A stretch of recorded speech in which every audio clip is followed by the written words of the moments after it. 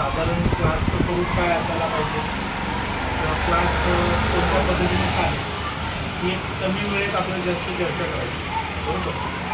तर जनशिक्षण संस्था ही भारत सरकारच्या कौशल्य विकास मंत्रालयाची योजना आणि देशातली सगळ्यात जुनी आणि सगळ्यात यशस्वी योजना म्हणून याच्याकडे बघितली जाते. साधारण 55 वर्षापूर्वी म्हणजे आज 57 वर्ष या योजनेला झाली.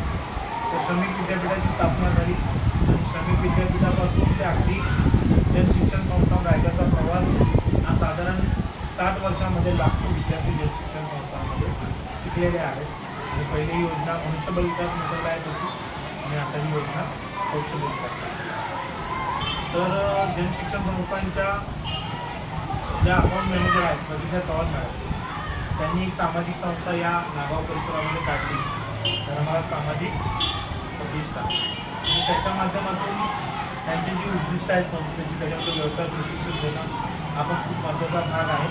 आणि त्यांनी मुलींचा ग्रुप उभा केला आणि मुलींचा ग्रुप उभा करून त्यांनी आणि सचिन चव्हाण सरांनी असं ठरवलं की महिलांना आपण ब्युटी पार्लरचं ट्रेनिंग देऊया. तर त्यांनी असं डोक्यात आणलं की बाबा जर आपल्या या मुलींना भारत सरकारचं प्रमाणपत्र मिळालं तर त्यांचा अधिक फायदा होईल.